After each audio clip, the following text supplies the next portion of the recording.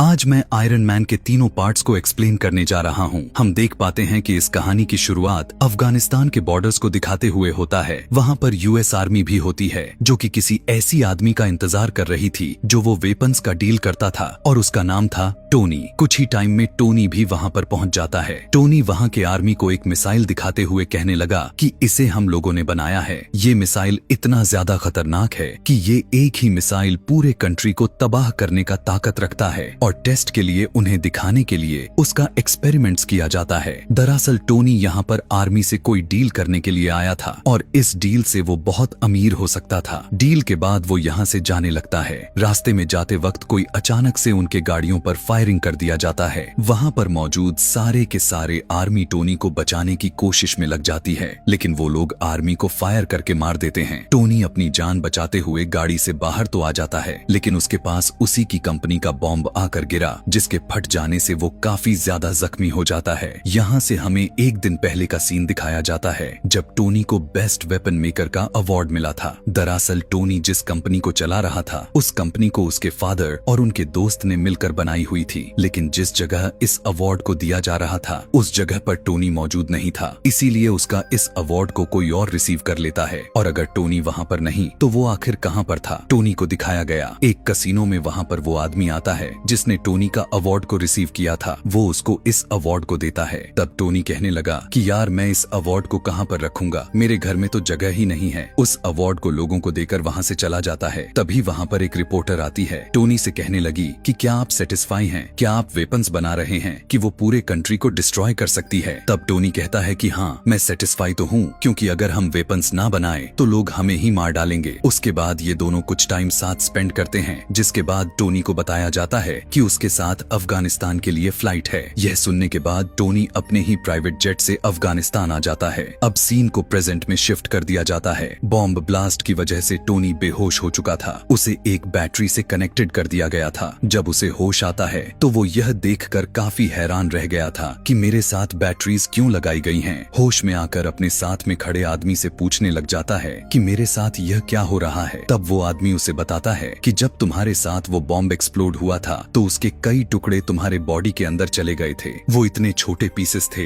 कि हम उन्हें बाहर नहीं निकाल सकते थे। इसका अब एक ही हल बचा हुआ था कि हम उन पीसेस को तुम्हारे दिल के पास जाने से रोक सके। तो इसीलिए हम इलेक्ट्रोमैग्नेटिक वेव को यूज कर रहे हैं। तो इसीलिए तुम्हें घबराने की कोई जरूरत नहीं है। लेकिन यहाँ पर हमें पता चलता है कि टोनी को कोई टेररिस्ट ने किडनैप कर लिया है कि तभी वहाँ पर उन टेररिस्ट का लीडर आता है। वो टोनी से कहने लगा कि तुम जानते हो कि मैंने तुम्हें यहाँ पर किडनैप करके क्यों बुलाया है, क्योंकि मुझे तुम्हारा बनाया गया मिसाइल काफी पसंद आ गया है। और जैसा कि तुम्हें अच्छे से पता है कि यूएस आर्मी ने हमारे बॉर्डर पर पहले से कब्जा कर रखा है, तो मैं चाहता हूँ कि तुम सेम मिसाइल हमारे लिए बनाओ और जब तुम मुझे मिसाइल बनाकर दे देते हो तो मैं उन पर अटैक करके तुम्हें यहाँ से आजाद कर दूंगा। लेकिन टोनी इस काम के लिए बिल्कुल भी मना कर देता है। तो टोनी के साथ खड़ा हुआ आदमी कहता है कि नहीं, ऐसा नहीं करो, तुम्हारे पास इसके अलावा और कोई भी रास्ता नहीं बचा हुआ है, क्योंकि ये एक ऐसा इलाका है जहाँ तुम्हारे साथी और तुम्हारे आर्मी भी नहीं ढूंढ सकती। अब देखा जाए तो ये आदमी आखिर था कौन? दरअसल ये भी वेपन्स ही बनाया करता था और उसे भी इन टेररिस्ट ने किडनैप करके यहाँ लाए थे। अब टोनी के साथ दूसरा प्रिजनर दोनों डिसाइड करने लग जाते हैं कि यहाँ से बाहर कैसे निकला जाए। हालांकि यहाँ से बाहर निकल पाना काफी मुश्किल होता जा रहा था, लेकिन फिर भी वो ट्राई करना चाह रहे थे। आदमी टोनी से कहने लग गया कि मुझे अपनी फैमिली के पास जाना है। तो टोनी कहने लगा कि मेरी कोई फैमिली नहीं, बस मेरे पास एक ड्राइवर के साथ एक असिस्टेंट है। यहाँ पर दोनों अब सोचने लग जाते हैं कि हम कोई ऐसा सूट को बनाएंगे जो कि बुलेट प्रूफ हो, ताकि जब हम लोग बाहर निकले और जब वो हम पर शूट करे तो हम पर कोई असर ना हो और हम फौरन से यहाँ से भाग जाए। वो आदमी टोनी को बताता है कि तुम्हारी बॉडी में जो इलेक्ट्रोमैग्नेटिक फेस है उसे वही बैटरी कंट्रोल कर सकती है जो मैं तुम्हारे बॉडी के साथ कनेक्ट किया था। अब उसे ढूंढना होगा ताकि उसको यूजफुल बनाकर हम यहाँ से बाहर जा सके। लेकिन उस सूट के लिए यहाँ पर उन्हें बहुत हाई पावर वाली बैटरी चाहिए थी जो कि उस सूट को रन कर सके।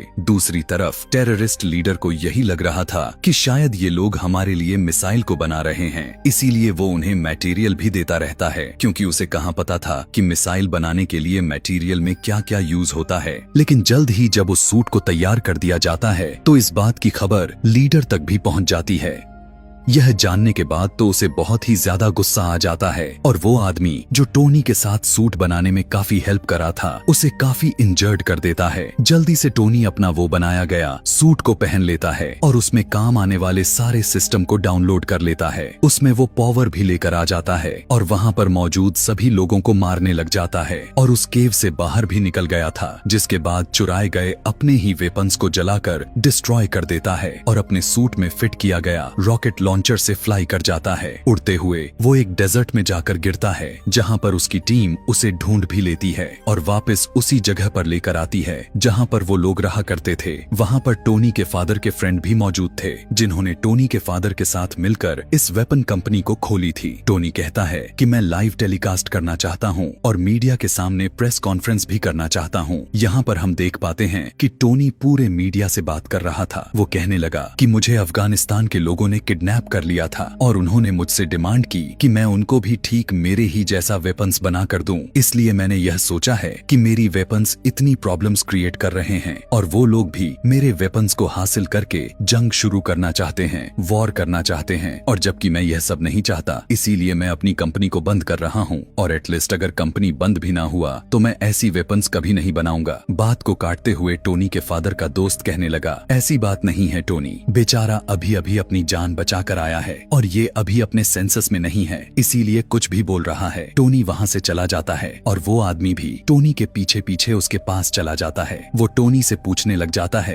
कि आखिर तुम्हारे साथ हुआ क्या था, आखिर तुम अफगानिस्तान से कैसे बच निकले और तुम्हें उन लोगों ने क्यों किडनैप किया हुआ था। तब टोनी उसे सारी बात बता देता है और यह भी बताता है कि मैंने अपने एक आयरन सूट बनाया हुआ था जिसकी मदद से मैं बाहर निकल सका, क्या तुम भी देखना चाहोगे। तब वो आदमी भी कहने लगा कि हाँ क्यों नहीं। तब टोनी अपनी शर्ट को खोलकर अपने चेस्ट को दिखाता है, यानी उस आयरन सूट का कुछ हिस्सा। वो आदमी उसे देखकर कहने लगा कि ये तो लाजवाब है, हमें इस पर और भी काम करना चाहिए और इसे पूरी दुनिया के सामने लाना चाहिए, हम इससे काफी अमीर हो सकते हैं। लेकिन यहाँ पर टोनी उसकी बात को टालते हुए अपने असिस्टेंट के पास चला जाता है। वो उससे कहने लगा कि मेरी चेस्ट में जो टूल लगा हुआ है मैंने इससे भी ज्यादा एडवांस टूल को बना लिया है, तो प्लीज इसे निकाल कर उसे लगा दो। तब वो लड़की टोनी से पूछने लग जाती है कि आखिर ये क्या करता है। तो टोनी कहने लगा कि मेरे बॉडी में कुछ मेटल के पीसेस फंस चुके हैं और ये उन्हें मेरे दिल तक जाने से रोकता है और मेरी बॉडी में ज्यादा पावर और एनर्जी बनाता है। दूसरी तरफ अफगानिस्तानी टेररिस्ट को उसके बनाए गए सूट के कुछ पार्ट्स मिल जाते हैं जिसे वो लोग जोड़कर पता लगा लेते हैं कि असल में ये चीज क्या है। इधर टोनी भी एक नया शूट पहले से एडवांस बनाने की कोशिश कर रहा था। उसमें उसने और भी ज्यादा रॉकेट लॉन्चर्स लगा रखे थे जो उसे हवा में उड़ते हुए टीके रहने में काफी हेल्प मिलने वाली थी। अब वो अपने ड्रेस में लगाए गए सिस्टम को ऑर्डर देते हुए कहने लगा कि मुझे और ऊपर उड़ाओ, लेकिन जब वो काफी ज्यादा ऊपर तक चला जाता है तो उसका ड्रेस फ्रिज होने लग जाता है क्योंकि वो स्पेस में चला गया था। जम जाने की वजह से उसके सिस्टम में एरर आ जाता है और वो नीचे गिरने लग जाता है। लेकिन जैसे ही वो जमीन से टकराने ही वाला था तो अचानक से उसका सिस्टम चालू हो जाता है और उसका शूट काम करने लग जाता है क्योंकि अब उसके सूट से बर्फ मेल्ट हो रही थी और वो दोबारा से उड़ जाता है। फिर घर आने के बाद वो अपने उस ड्रेस में कुछ चेंजेस करने लग जाता है ताकि ज्यादा ऊंचाई पर जाने से वो ड्रेस ना जमे, और उसके टेबल पर उसके सेक्रेटरी ने उसके पुराने टूल पर कुछ लिख कर रखा हुआ था जिसे देखकर वो काफी खुश हो जाता है। शाम को दिखाया गया कि टोनी एक पार्टी में जाता है जहाँ पर उसकी सेक्रेटरी भी मौजूद थी। वो दोनों साथ टाइम स्पेंड करते हैं, डांस करते हुए काफी एंजॉय करते हैं कि तभी उसके पास वही रिपोर्टर आ जाती है जिसने उससे कुछ पूछे हुए थे। वो कहने लगती है कि जो मिसाइल को तुमने अफगानिस्तान में दिखाया उस जैसे कई मिसाइल अब अफगानिस्तान खुद बना रहा है और मुझे नहीं लगता कि ये तुम्हारी परमिशन से हो रहा है कि तुमने उन्हें ऐसा कुछ करने को कहा है। तब टोनी एकदम शॉक में आ जाता है और उसे लगता है कि हो ना हो ये काम उसी आदमी का हो सकता है जो कि उसके फादर का दोस्त था, यानी उस कंपनी का शेयर पार्टनर। टोनी सीधा उसके पास जाता है और उससे पूछने लगा कि क्या सच में तुमने मिसाइल को वहां पर भेजा है। तो वो कहता है कि हाँ मुझे ऐसा करना पड़ा। तो टोनी कहता है कि क्या तुम्हें पता भी है कि वहां पर जो टेररिस्ट हैं वो लोगों को कितना मार रहे हैं और तुमने उन्हीं टेररिस्ट की मदद की। हमारी कंपनी ऐसी गिरी हुई हरकत नहीं करती, लेकिन वो उसकी एक भी नहीं सुनता। फिर टोनी अपने घर आ जाता है और खुद ही कुछ करने का ट्राई करता है। यहाँ पर टोनी अपने ड्रेस को बहुत ही एडवांस बना लेता है। उसमें उसने हर तरह के टेक्नोलॉजी को यूज कर दी थी, जो कि फायर भी कर सकती थी और छोटे छोटे रॉकेट्स भी शूट कर सकती थी। तैयार हो जाने के बाद टोनी फौरन से अफगानिस्तान पहुंच जाता है। वहां पर जाकर वो सारे आदमियों से लड़ने लग जाता है, इवन उन टेररिस्ट के लीडर से भी, और फिर अपने ड्रेस से एक छोटा सा रॉकेट को छोड़ता है, जिससे वो जगह डिस्ट्रॉय हो जाती है। वहां के एयरफोर्स को भी पता चल जाता है कि यहाँ पर कोई एक्सप्लोजन हुआ है, लेकिन वो आयरन मैन को ढूंढ ही नहीं पाते। फिर टोनी अपने उस दोस्त को कॉल लगाता है जो उसे अवार्ड को देने के लिए कसीनो में आया हुआ था। वो अपने दोस्त से कहने लगा कि मैं हूँ जिसने ये सारा ब्लास्ट किया है, तो प्लीज तुम इस मैटर का ख्याल रख लेना। फिर जब उससे पूछा जाता है कि ये अटैक किसने की है, तो वो कहने लगा कि हो सकता है कि ये कई दुश्मनों ने मिलकर अटैक किया हो। यानी वो ये बात टोनी पर नहीं आने देता। और जब टोनी के फादर का दोस्त यह बात सुनता है तो उसे बड़ी हैरानी होने लग जाती है कि ऐसे अटैक करके आखिर कौन गायब हो सकता है। तो वो फौरन अफगानिस्तान चला जाता है और वहाँ के टेररिस्ट से बात करता है। तो वो टेररिस्ट कहते हैं कि हम जान चुके हैं कि ये काम किसका है, लेकिन हम तब तक खामोश हैं जब तक हम पूरी बात का पता नहीं लगा लेते। सूट के अंदर छुपा हुआ इंसान कोई और नहीं बल्कि ये आयरन मैन ही है, क्योंकि डेजर्ट से उसके शूट के कुछ पार्ट्स मिले हैं। वो टेररिस्ट उस आदमी से कहने लगते हैं कि अगर तुम हम लोगों को पैसे देते हो तो मैं सूट का डिजाइन तुम्हें बता सकता हूँ। लेकिन टोनी का फादर का दोस्त ऐसा नहीं करता, बल्कि वो उन लोगों को डरा धमका कर उस ड्रेस को अपने साथ लेकर आता है। टोनी को पता चल जाता है कि उसका पुराना ड्रेस को किसी ने चुरा लिया है। वो फौरन से अपने सेक्रेटरी के पास जाता है और उसे कहता है कि चाहे कैसे भी करके मुझे उसको रोकना होगा कि कहीं ये सारी इंफॉर्मेशन लीक ना हो जाए और वो मेरा नाम, मेरा आइडेंटिटी को यूज करके हर जगह तबाही फैलाए। अब टोनी की सेक्रेटरी उस आदमी के ऑफिस जाती है, यानी वही आदमी जो टोनी के फादर का दोस्त है। वो सारी इंफॉर्मेशन उसके कंप्यूटर से कॉपी करने लग जाती है और साथ ही साथ उसे यह भी पता चल जाता है कि ये यही वो आदमी था जिसने टोनी को किडनैप करवाया हुआ था उन टेररिस्ट से, क्योंकि ये नहीं चाहता था कि टोनी का इस कंपनी में जरा सा भी शेयर हो। यह जानने के बाद तो वो काफी हैरान हो जाती है और वो वहाँ से वो जाने ही वाली थी कि तभी वहाँ पर वही आदमी आ जाता है जिसके कंप्यूटर से वो डेटा चुरा रही थी, लेकिन वो उस बातों में लगाकर वहाँ से चली जाती है। अब वो आदमी इतना कि इनोसेंट भी नहीं था। उसे पता चल जाता है कि ये लड़की मेरे कंप्यूटर से सारे के सारे डेटा को चुरा गई है। जब वो लेडी सारे इंफॉर्मेशन को लेकर वहाँ से निकल रही थी तो उसके पास एक आदमी आकर उसे कहने लगा कि आप तो टोनी को जानती है ना, क्या आप टोनी से मेरा इंटरव्यू करवा देंगी? मुझे उससे कुछ सवाल जवाब करने हैं। वहीं दूसरी तरफ टोनी के फादर के फ्रेंड को भी कुछ अजीब जैसा फील हो रहा था, क्योंकि वो जानता था कि टोनी अब कितना पावरफुल है। उसे पता चल चुका था कि इस सारे गेम के पीछे मेरा ही हाथ है। वो साइंटिस्ट को ऑर्डर दिया था उसी तरह के टूल को बनाने के लिए जो टोनी के चेस्ट में फीड किया गया था। लेकिन हैरानी वाली बात तो यह था कि जिस टूल को ये बनवा रहा था उसका साइज काफी बड़ा था, लेकिन उसको कंप्लीट होने में बहुत टाइम था। तो ये काफी गुस्से में टोनी के घर जाकर उसके बॉडी को डीएक्टिवेट कर देता है और उसके चेस्ट में से वो टूल, यानी जो उसका हार्ट था, वो अपने साथ लेकर जाता है, जिसकी वजह से टोनी बहुत डाउन फील करने लग गया था और उसके बगैर वो ज्यादा देर तक जिंदा रहने वाला नहीं था। कि तभी टोनी को याद आता है कि उसके सेक्रेटरी ने उसे एक पुराना टूल भी दिया हुआ था। वो फौरन से उसको अपने अंदर लगा लेता है और अपना ड्रेस दोबारा से अपने बॉडी पर लेकर आता है। अब टोनी का फादर का फ्रेंड टोनी के उस नए वाले टूल को लेकर जा चुका था। उसने अपने पास काफी बड़ा आयरन जायंट बना रखा था जिसका नाम वो आयरन मोंगर रखा हुआ था। वो आदमी उस टूल को जो टोनी के चेस्ट से निकाला था उसके अंदर डाल देता है, जिससे वो एक्टिवेट होने लग जाता है और उसमें बहुत ही ज्यादा मात्रा में पावर्स आ जाती है। लेकिन उतने ही देर में टोनी का आयरन मैन भी आ जाता है और अब इन दोनों में काफी ज्यादा फाइट शुरू हो चुकी थी। अब वो दोनों लड़ते लड़ते रोड पर आ जाते हैं। तभी आयरन मैन को याद आता है कि अभी तक ये सूट पूरी तरह से ठीक नहीं हुआ है, यानी अब ये ज्यादा हाइट पर जाकर फ्रिज हो जाएगा। वो फौरन से ऊपर स्पेस में जाने लग जाता है ताकि आयरन मोंगर भी उसका पीछा करे। और जब दोनों बहुत ही ऊपर पहुंच जाते हैं तो आयरन मोंगर का ड्रेस जमने लग जाता है और वो नीचे गिरने लग जाता है। लेकिन तभी वो नीचे आते ही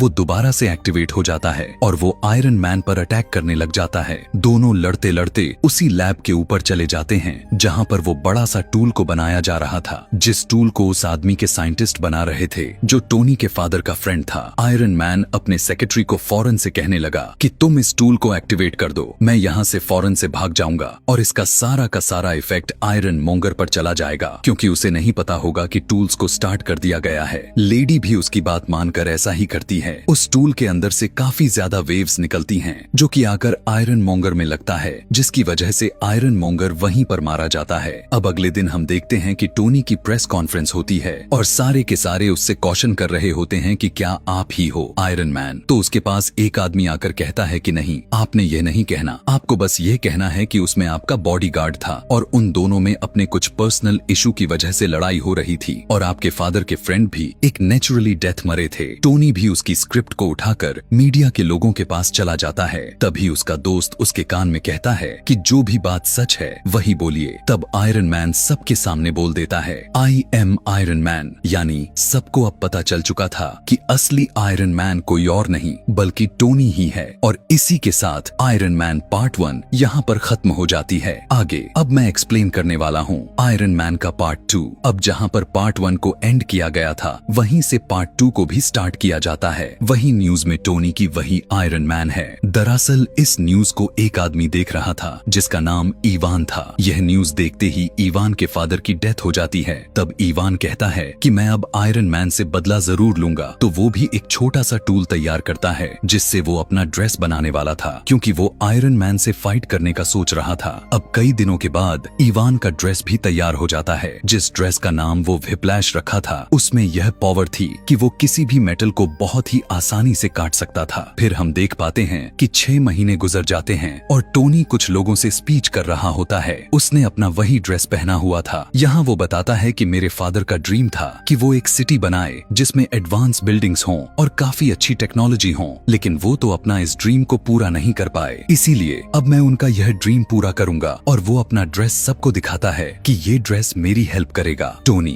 ये सब बातें करके निकल ही रहा था कि तभी उसके पास कुछ लोग आकर कहने लगते हैं कि आपसे कुछ लोग कुछ बातें पूछना चाहते हैं। वो सब लोग आपसे यह चाहते हैं कि आप सुबह कोर्ट में आए। दरअसल वो आपसे आपके ड्रेस में कुछ इन्वेस्टिगेशन करना चाहते हैं। जब टोनी कोर्ट जाता है तो उसे पता चलता है कि वहाँ पर तो आर्मी है। कोर्ट के सेनेटर उससे कह रहे थे कि सूट को तुमने काफी अच्छा बनाई है, लेकिन इतनी ज्यादा पावरफुल और खतरनाक चीज तुम्हारे पास नहीं होनी चाहिए। ये आर्मी को दे दो, क्योंकि वो अपने सोल्जर को काफी अच्छी ट्रेनिंग करवा सकती है। तब टोनी कहता है कि नहीं, ये ड्रेस मैंने बनाया है, मेहनत मेरी लगी है, मैंने उस पर कई एक्सपेरिमेंट्स किए हैं और मुझे ही उसको यूज करना आता है। वो मेरा ड्रेस है और मैं ही आयरन मैन हूँ और मेरे जैसा कोई आयरन मैन नहीं बन सकता मेरे अलावा। वहाँ पर टोनी का एक और दोस्त होता है जो कि वो भी आर्मी की तरफ से बात करता है। वो कहता है कि मुझे यह कहना पड़ रहा है कि ये ड्रेस काफी डेंजरस है और ये आर्मी के पास होना चाहिए, लेकिन यहाँ पर फिर भी टोनी उसकी बात नहीं मानता। फिर वहाँ पर एक वेपन एक्सपर्ट भी आता है जो कि वो भी उसी तरह के सेम बात बोलता है, लेकिन टोनी ये कहता है कि मैं तुम लोगों में से किसी की बात नहीं सुनने वाला।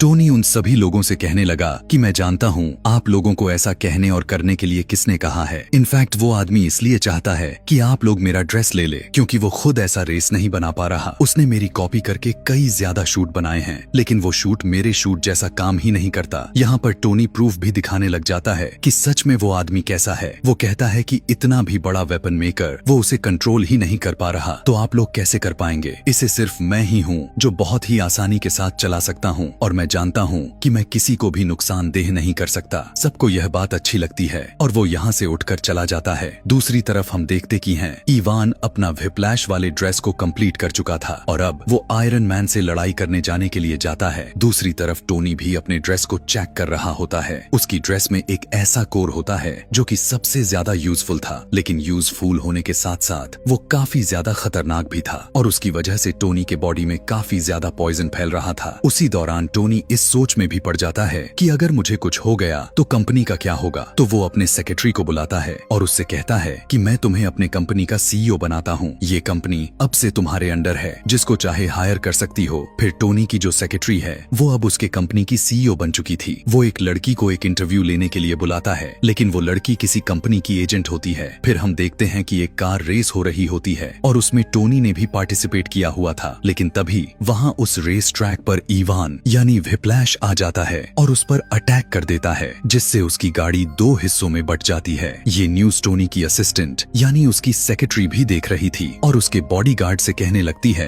कि हमें फौरन उसकी मदद के लिए जाना होगा। वो दोनों जाते हैं और टोनी को उसका ब्रीफकेस यानी उसके शूट केस को देते हैं, जिसके अंदर वो आयरन मैन वाला ड्रेस होता है और टोनी उस पहन लेता है। अब आयरन मैन और व्हिप्लैश में काफी लड़ाई शुरू हो जाती है, लेकिन आयरन मैन जो भी अटैक्स किए जा रहा था व्हिप्लैश उसे रोके चला जा रहा था। और इसी लड़ाई के दौरान आयरन मैन व्हिप्लैश पर एक जोरदार से अटैक करता है, जिससे फाइनली व्हिप्लैश पूरी तरह से डिफीट हो जाती है। व्हिप्लैश को अरेस्ट कर लिया जाता है। थोड़ी ही देर बाद टोनी को पुलिस के साथ लेकर आया जाता है, इवान से यह पूछने के लिए कि वो उस पर अटैक आखिर क्यों किया, लेकिन वो बिल्कुल चुप रहता है। तब टोनी उसे कहने लगा कि वैसे तो तुम्हारी टेक्नोलॉजी कुछ कम नहीं थी, तुम अगर ये आर्मी को बेच देते तो तुम काफी अमीर हो सकते थे। और यह कहकर वहाँ से वो चला जाता है। फिर हम देखते हैं कि इवान के पास एक और आदमी आता है जो कि सेम टू सेम इवान के जैसा ही लग रहा था, यहाँ तक कि उसका यूनिफॉर्म भी। दरअसल उसे उसके पास इसलिए भेजा गया था कि उसे मरवा कर लोगों को यह शो किया जा सके कि इवान मर चुका है। और एक आदमी जो कि बहुत ही बड़ा गैंगस्टर था,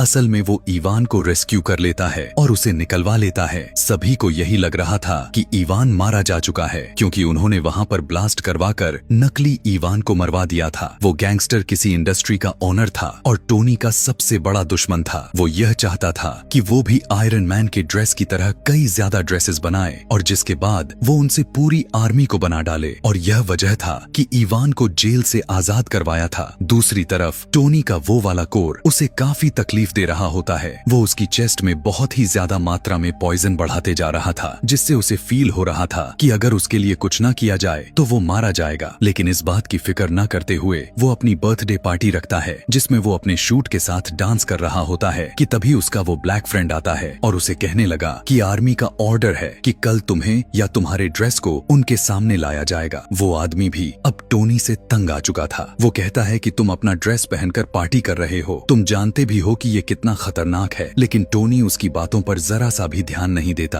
तो गुस्से में वो भी टोनी का पुराना ड्रेस पहनकर आ जाता है और उन दोनों में अब काफी ज्यादा फाइट होने लग जाती है। दोनों ने आयरन वाले ड्रेसेस पहन रखे थे और दोनों चाहते थे कि किसी न किसी तरह से एक दूसरे को हरा दे ताकि पहला वाला जीत जाए। अब दोनों अपने अपने हाथों से लेजर निकालने लग जाते हैं और सेम टाइम निकलने की वजह से दोनों लेजर आपस में टकरा जाते हैं, जिसकी वजह से बहुत ही बड़ा ब्लास्ट होता है। दरअसल जहां पर टोनी अपने बर्थडे पार्टी कर रहा था वो जगह कोई और नहीं बल्कि टोनी की कंपनी ही थी, जो अब पूरी तरह से बर्बाद हो चुकी थी। अब वहां से टोनी का पुराना ड्रेस लेकर वो ब्लैक वाला फ्रेंड चला जाता है, लेकिन टोनी वहीं पर नशे की हालत में था। फिर हमें दिखाया गया कि एक आंख वाला आदमी टोनी के पास आकर उसे कहने लगा कि तुम्हारे फादर क्या क्या करना चाहते थे और तुम क्या कर रहे हो, तुम नशा करके इधर उधर पड़े रहते हो। तब टोनी कहता है कि तुम अपनी जुबान बंद रखो, तुम होते कौन हो। ऐसे बोलने वाले जवाब में वो आदमी कहने लगा कि मैं तुम्हारे बारे में सब कुछ जानता हूँ। वो लड़की जो तुम्हारे कंपनी में इंटरव्यू देने के लिए आई थी वो कोई और नहीं बल्कि वो मेरी ही सीक्रेट एजेंट है और तुम्हारी सारी बातें और तुम्हारी सारी रिपोर्ट्स देते आ रही है। फिर वो आदमी यह भी कहने लगा कि मैं यह नहीं चाहता कि तुम्हारा कोई नुकसान हो, मैं चाहता हूँ कि तुम एक और अच्छा ड्रेस बनाओ जिससे पूरी दुनिया को फायदा हो। और मेरे पास तुम्हारे फादर के कुछ चीजें भी हैं और तुम चाहो तो तुम उसे मेरे से ले भी सकते हो। टोनी उस एक आंख वाले आदमी के पास से वो सारी चीजें लेकर आता है तो उसे पता चलता है कि उसके फादर जो उस सिटी को बनाना चाहते थे वो उस टूल की मदद से बनाई जा सकती थी, जिसके बाद वो उस पर पूरी तरह से रिसर्च करने लग जाता है। वहाँ पर उसके कोर का पूरा डिजाइन भी नजर आ जाता है। उस पर थोड़ी सी और रिसर्च करने के बाद वो बहुत ही एडवांस टूल को तैयार कर लेता है और फिर वो उसी टूल से एक नया ड्रेस तैयार करता है जिसका नाम मार्क 6 रखता है। इसके साथ ही उसे इवान की कॉल भी आते हैं जो कहती है कि मैंने तुम्हारे दुश्मन के साथ मिलकर काफी अच्छा ड्रेस तैयार कर लिया है, मैं वेट करूंगा जब तुम और मैं आमने सामने होंगे और देखते हैं कि कौन जीतता है। अब मैं आप लोगों को एक राज की बात बताता हूँ कि आखिर इन लोगों ने उस ड्रेस को कैसे तैयार किया। टोनी का वो पुराना ड्रेस जो कि टोनी का दोस्त आर्मी के पास लेकर चला गया था। उस ड्रेस में इवान ने और टोनी के दोस्त ने कुछ चेंजेस किए और उसको और भी ज्यादा एडवांस बना दिया कुछ टेक्नोलॉजी की मदद से, जो कि अब वो बहुत सारी वॉर्स लड़ सकता था, फाइट कर सकता था। अब दूसरी तरफ टोनी का दुश्मन लोगों के बीच स्पीच कर रहा था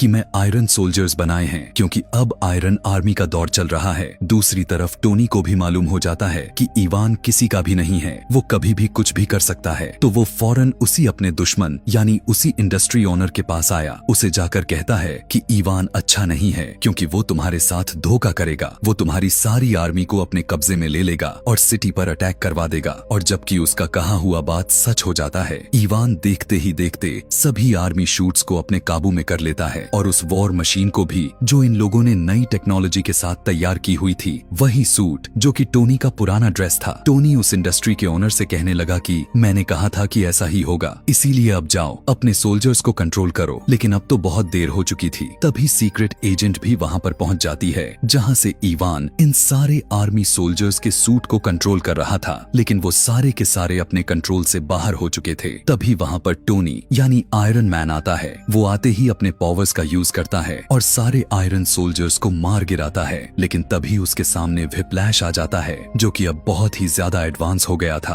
अपने उसी ड्रेस में टोनी यानी आयरन मैन उस पर अटैक करने लग जाता है, लेकिन आयरन मैन का उस पर कोई असर नहीं हो रहा था क्योंकि व्हिप्लैश अब काफी ताकतवर हो चुका था और अब वो जान चुका था कि आयरन मैन का मुकाबला कैसे करना है। तभी टोनी को याद आता है कि उसकी और उसके ब्लैक फ्रेंड की लेजर आपस में टकराई तो बहुत बड़ा ब्लास्ट हुआ था। वो अपने उस फ्रेंड से कहता है कि चलो जल्दी से उस एक्सपेरिमेंट्स को दोबारा से करते हैं, और दोनों ठीक ऐसा ही करते हैं जिससे वहां पर काफी बड़ा ब्लास्ट होता है, जिसकी वजह से व्हिप्लैश वहीं पर मारा जाता है। अब अगले सीन में हमें दिखाया गया कि टोनी के पास एक आंख वाला आदमी आता है और उससे कहने लगा कि अब मैं तुम्हें एक गुड न्यूज दे रहा हूँ, तुम्हारा जो आयरन मैन वाला ड्रेस है उसको एवेंजर्स ने प्रूफ कर लिया है, यानी अब वो एवेंजर टीम में यूज होने वाला है। लेकिन आई एम सॉरी, तुम उसके लिए सिलेक्ट नहीं हुए, तुम्हें सिर्फ पीछे से काम करना होगा। तब टोनी कहता है कि कोई बात नहीं, मैं इसके लिए तैयार हूँ, लेकिन मुझे इस बात का क्रेडिट चाहिए। फिर अगले सीन में हम देखते हैं कि कोर्ट के सेनेटर टोनी यानी आयरन मैन को और उसके ब्लैक फ्रेंड को मेडल देते हैं और उसने कहने लगते हैं कि इस दुनिया को बचाने के लिए शुक्रिया। और इसी के साथ आयरन मैन पार्ट 2 भी यहीं पर खत्म हो जाती है। तो अब हम आगे बढ़ने वाले हैं आयरन मैन के पार्ट 3 की तरफ। इस मूवी को शुरू किया जाता है एक फ्लैशबैक को दिखाते हुए,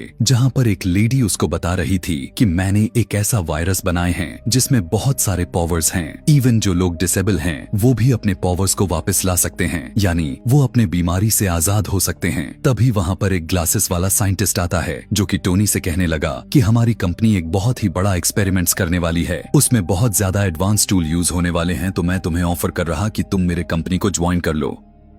दरअसल वो टोनी से काफी इम्प्रेस हो चुका था, लेकिन टोनी उसकी ऑफर को इग्नोर करते हुए रिजेक्ट कर देता है और वहां से चला जाता है। हम देखते हैं कि टोनी को एक मेंटल इशू हो गया था। वजह यह था कि वो जब आयरन आर्मी ने जब पूरे सिटी पर अटैक किए हुए थे और टोनी उन्हें शुरू में बचा नहीं पा रहा था, उसे वो फ्लैशबैक बार बार आते रहते थे और इसी को लेकर वो काफी उदास और बुरा फील किए जा रहा था। लेकिन उसका ब्लैक दोस्त उसे हौसला देता है। आयरन मैन सोचता है कि अगर उन लोगों ने दोबारा से अटैक कर दिया तो मैं क्या करूंगा, इसीलिए वो आयरन मैन की पूरी टीम बना देता है और वो उस टीम का नाम आयरन लेजेंड रखता है। अब हमें अचानक से पता चलता है कि पूरी दुनिया में दोबारा से अटैक हो रही है और ये काम कोई और नहीं बल्कि एक मैंड्रिन नाम का एक आदमी करवा रहा था। टोनी यानी आयरन मैन का एक आदमी उसकी कंट्री में था जो कि उन अटैक की वजह से काफी ज्यादा जख्मी हो चुका था, जबकि टोनी उसे बहुत प्यार भी करता था, इसीलिए उसे बहुत ही ज्यादा गुस्सा आ जाता है। तब वो प्रेस कॉन्फ्रेंस करता है कि अगर ये अटैक्स को ना रोका गया तो मैं उस मैंड्रिन का बहुत ही बुरा हाल करने वाला हूँ। लेकिन उसकी धमकी से मैंड्रिन को काफी गुस्सा आ गया। वो सीधा टोनी के घर पर ही अटैक करवा देता है, जिससे टोनी यानी आयरन मैन का घर बुरी तरह से तबाह हो जाती है।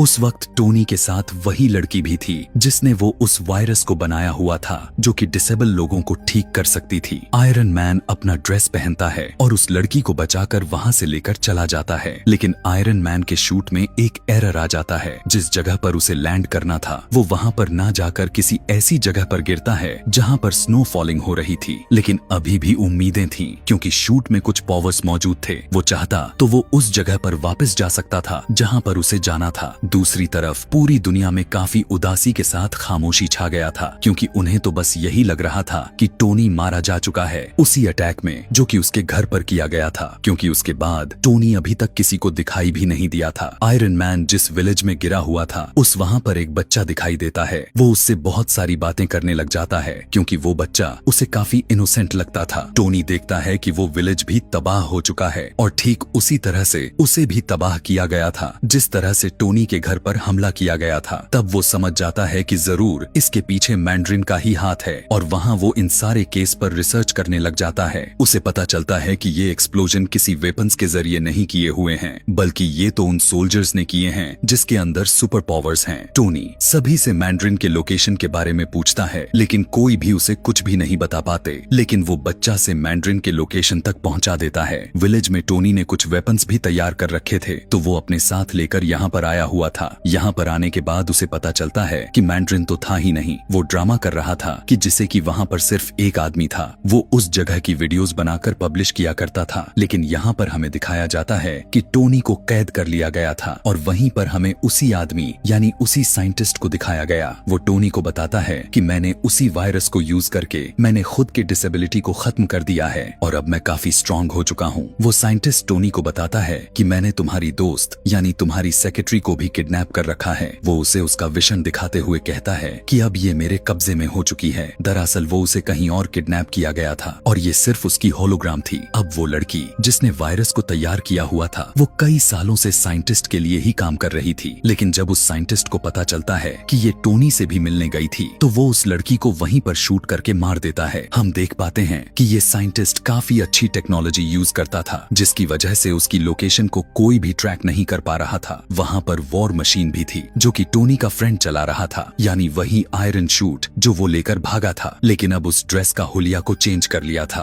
और ये उसी साइंटिस्ट ने किया हुआ था। दरअसल वो टोनी को यह बताना नहीं चाहता था कि ये वही ड्रेस है। वो उस ड्रेस को यानी उसी सूट को अपने पास लेकर आता है, लेकिन टोनी भी कुछ कम नहीं था। दरअसल वो पहले से ही प्लानिंग कर चुका था, इसीलिए वो अपने शूट के जरिए अपनी जान छुड़ाकर भाग निकला था क्योंकि उसे अब मैंड्रिन के लोकेशन का पता लगाना था। इसी दौरान टोनी को पता चलता है कि वो साइंटिस्ट एडवांस शूट को चुराकर यूएस के प्रेसिडेंट को मारने का प्लान कर रहा है और इसके लिए उसे कुछ भी करके उसे रोकना होगा। और यही काम करने के लिए वो साइंटिस्ट भी वहाँ पर पहुँच जाता है जहाँ पर वो प्रेसिडेंट था जो कि किसी और कंट्री में जाने के लिए तैयार हो रहे थे। वो उसे किडनैप करके उसे किसी सीक्रेट लोकेशन पर लेकर आता है जहाँ पर कोई भी नहीं पहुँच सकता था, लेकिन टोनी वहाँ पर पहुँच जाता है क्योंकि उसकी मदद कोई और ने नहीं बल्कि उसी बच्चे ने की थी। वहाँ पर जाकर टोनी बाकी के सारे पैसेंजर्स को भी बचा लेता है, लेकिन जब बारी आती है प्रेसिडेंट को बचाने की तो इतने ही देर में वो साइंटिस्ट उसे लेकर वहाँ से जा चुका था और वो प्रेसिडेंट को बचाने में नाकामयाब रह गया था। लेकिन हमें यह जरूर पता चल जाता है कि साइंटिस्ट की सीक्रेट लोकेशन क्या थी। दरअसल ये खुफिया जगह एक समुंदर के पास थी। प्रेसिडेंट को किडनैप करके यहाँ पर लाने की वजह यह था कि वो साइंटिस्ट उसकी लाइव डेथ करके पूरी मीडिया के साथ पूरे दुनिया को दिखाना चाहता था ताकि उसे पॉपुलैरिटी मिले, यानी ये बहुत ही ज्यादा मशहूर हो जाता और लोग उससे डरने लग जाते। और प्रेसिडेंट को पकड़ना इतना आसान भी नहीं हुआ था, बल्कि प्रेसिडेंट के नीचे जो आदमी था यानी वाइस प्रेसिडेंट, उसने जेलेसी में आकर प्रेसिडेंट की किडनैपिंग में उस साइंटिस्ट की हेल्प की थी और उसने ये सब अपने लालच में किया हुआ था कि उसकी एक डिसेबल बेटी थी जिसको वही वायरस देकर साइंटिस्ट ने ठीक कर दिया था। अब हम देखते हैं कि टोनी और उसका ब्लैक फ्रेंड उसी जगह पर होते हैं जहां पर वो साइंटिस्ट प्रेसिडेंट के साथ था। टोनी अपने दोस्त से कहता है कि मैं अपनी असिस्टेंट यानी सीईओ को बचाऊंगा और तुम जाकर प्रेसिडेंट को बचाओगे। फिर हमें दिखाया गया कि आयरन मैन उस आदमी के सामने पहुंच चुका था, यानी उस साइंटिस्ट के सामने। उन दोनों में काफी ज्यादा ही फाइट हो जाती है और दोनों ने ड्रेसेस पहन रखे थे।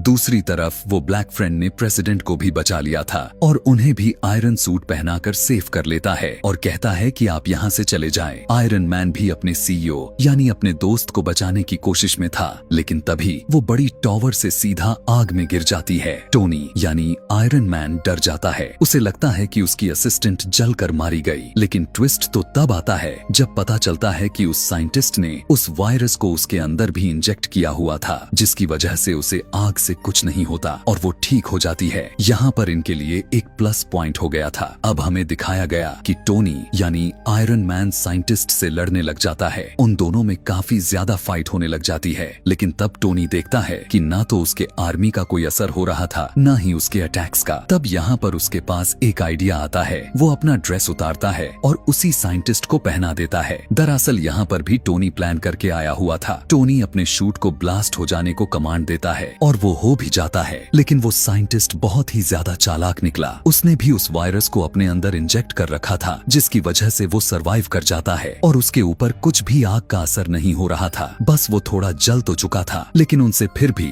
अभी कुछ पावर्स बची हुई थी। लेकिन तभी वहाँ पर टोनी का असिस्टेंट आ जाती है और वो साइंटिस्ट को काफी बुरी तरह से मार देती है, जिससे वो अब फाइनली जाकर वो साइंटिस्ट का काम तमाम हो जाता है, यानी वो मर जाता है। यहाँ पर टोनी और उसकी असिस्टेंट दोनों पास आकर गले मिलते हैं और यहाँ पर दोनों आपस में कॉन्फ्रेंस करते हुए कहते हैं कि वो दोनों एक दूसरे को पसंद करते हैं। उधर टोनी अपने बाकी के आयरन आर्मी को ऑर्डर देते हुए कहता है कि खुद को ब्लास्ट कर लो, और ऐसा ही होता है। ऊपर आसमानों में ऐसा लग रहा था कि जैसे फायरवर्क्स हो रहे हैं। फिर अगले सीन में हमें दिखाया जाता है कि पुलिस ने नकली मैंड्रिन और उस वाइस प्रेसिडेंट को अरेस्ट कर लिया था। अब क्योंकि टोनी काफी फेमस हो चुका था, इसीलिए दुनिया के बड़े बड़े साइंटिस्ट उसका सर्जन करने लग जाते हैं। उसमें जो मेटल के पीसेस पड़े हुए थे जो उसके दिल के पास जाने वाले थे, वे उसे निकाल देते हैं। और अब ये एक बहुत ही बड़ी गुड न्यूज थी, क्योंकि अब उसे ना तो किसी टूल की जरूरत थी, ना तो उसे किसी कोर की, और ना ही आयरन मैन सूट की कि वो उसे जिंदा रख सके। इसीलिए वो उस टूल को समुंदर में फेंक देता है और उसकी दोस्त यानी सीईओ को भी ठीक कर दिया जाता है। और यहीं पर इस मूवी की हैप्पी एंडिंग हो जाती है। अगर आपको आयरन मैन की ये तीनों पार्ट्स अच्छे लगे होंगे तो कमेंट में नेक्स्ट लिखना ना भूलें। Thanks for watching.